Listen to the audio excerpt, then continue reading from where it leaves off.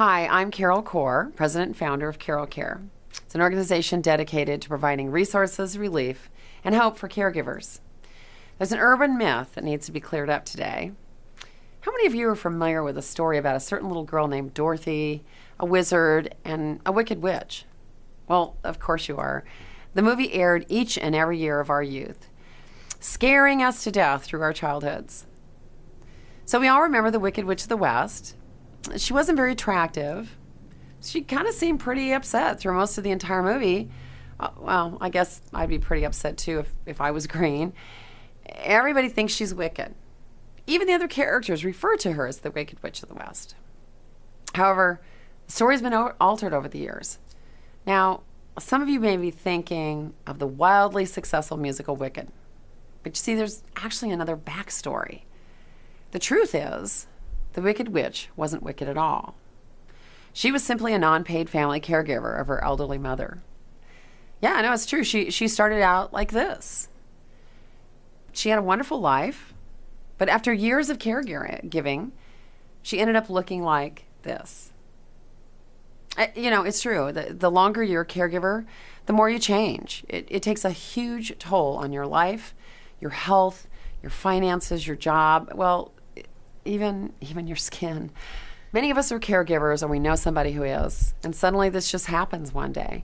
Mom's doing great, she's living on her own, and then she takes an unexpected fall.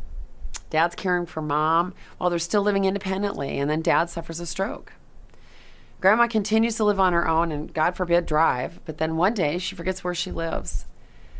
You see, the stories are endless, and a lot of them are sad, but they're real. Most of us never plan for this, and unfortunately, most of our loved ones don't either. If you suddenly find yourself in the role of a non-paid family caregiver of an elderly loved one, you know you're not in Kansas anymore. I mean, some days it feels so overwhelming and so exhausting, it feels like a house dropped on you.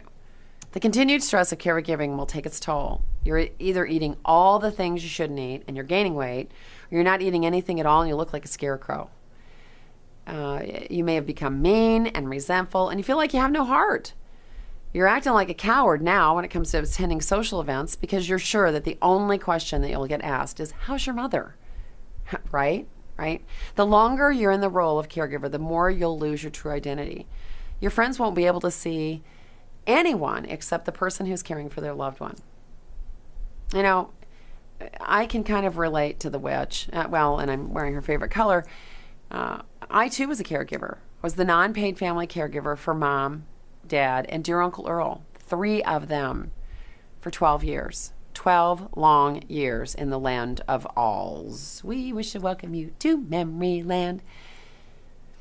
As Dorothy would have, that's how Auntie Em would have pronounced it, Dorothy. As Dorothy would have said, there were some things that were beautiful, but most of it was a nightmare. And all I just kept saying was, I want to go home. Seriously, that's why I talk about this subject. That's why I'm so passionate about caregivers, taking care of themselves first. Because while caregiving is a noble cause, caring for yourself first will help you and ultimately better take care of them. I want to make sure that you don't kill yourself in trying to keep them alive, because I almost did. After 12 years and 3 old people, as I fondly referred to them, the noise in my head wouldn't stop. I almost couldn't take it anymore. I'm melting. I literally almost evaporated. Caregivers take such a huge toll. You're just simply exhausted. Like I said, you don't eat right, and there's no time to sleep. In the story, The Wizard of Oz, I know everybody thinks that the witch tried to stop Dorothy and her friends in the field of poppies. The truth was, the witch had been caregiving her mom. She hadn't slept in weeks. She put a light sedative into the poppies, hoping to get a few minutes of shut-eye, and that damn Dorothy came along. Well, needless to say, the witch did not get a nap, and we all know how cranky we get when we're tired. In my caregiving efforts, not only were there 3 of them for 12 years, but I'm an only child. And you may think that because you have siblings, things will be easier. However, what I find is that with all my caregiver classes and my clients that I work with, no matter how many siblings there are, there's rarely do the other people step up and help you with the job of caregiving. Caregivers, you know this, that even if you have brothers and sisters, there's usually only one person that rises to the job of real caregiving, and that's you. And then there's almost always the uninterested brother who lives in Montana. Yeah, once a year, like a flying monkey, he flits in to see your mom, and then he's gone again.